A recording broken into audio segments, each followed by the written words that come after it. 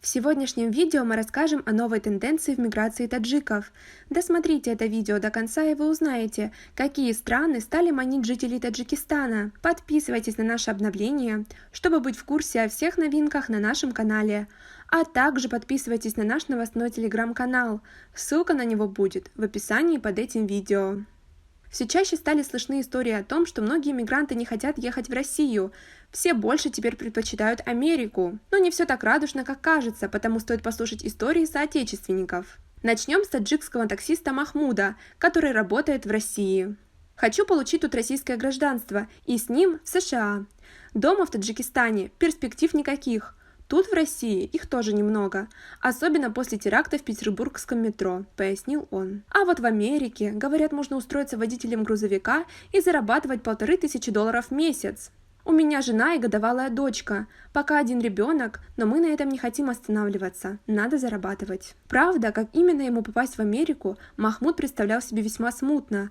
Быть может, поэтому он поинтересовался, можно ли в Германии иностранцу устроиться на работу водителем и сколько там зарабатывают. Говорят, что в Америку сейчас стало проще попасть узбекам. С Таджикистаном американцы хотели бы подружиться, но не сложилось, сами понимаете. Там давно дружат с Россией. Я один раз попробую поехать в Америку на разведку, посмотреть, что там и как, и смогу ли я там устроиться. И один раз езжу осмотреться в Европу. Многие ее хвалят, говорят, там проще заработать. Но там сейчас и так много беженцев из Сирии, рассуждает Махмуд. По большому счету, признается Махмуд, ему все равно, куда переезжать, в Америку или в Европу. Главное, чтобы жить там, где спокойно, и где можно заработать денег, и не было бы такого, как здесь в России, когда давят на тебя со всех 4 сторон. Устал тут. От чиновников и депутатов больше, чем от пьяных ночных пассажиров. Разве это жизнь? Постоянно опасаешься каких-нибудь новых законов. Еще полгода пройдет, и опять что-нибудь выдумают, что осложнит жизнь. Жалуется мой собеседник. Чтобы уехать в Америку, для таджиков есть несколько вариантов. Первый – это оформить грин-карту, по которой проблем в стране не будет, но это достаточно трудоемкий процесс. Второй вариант – это оплатить учебу и числиться в одном из вузов, как сделал наш следующий герой.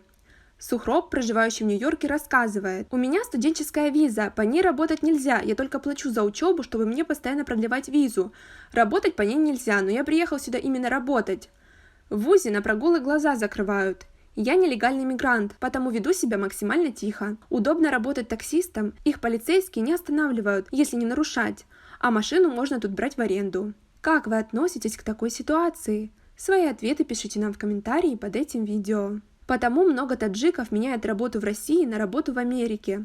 Туда попасть трудно, но заработок больше. Насколько больше, я точно сказать не могу, но раза в 2 примерно будет. Так говорит один из мигрантов, который трудится в Нью-Йорке. В этом городе около 50 тысяч мигрантов. У нас даже свой ресторан есть, Азиза в Бруклине. Работает уже 6 лет. Очень популярен у всех, кто родом из СССР. Цены там доступные, даже студентам по карману. Есть у нас своя молельная комната, тоже в Бруклине. Там имам таджик. По пятницам все туда ходим. Таджики, которые живут в Нью-Йорке, очень верующие. Субхан Аллах, слава Аллаху. Тут с этим проблем нет. Вот я езжу по городу, пришло время намаза. Везде по городу мечети и мусаля, места для молитвы есть. Слышал их больше 130. Прочитаю намаз и поехал дальше. В основном наши земляки в Бруклине живут. Очень много таджиков из Узбекистана, в особенности из Самарканда.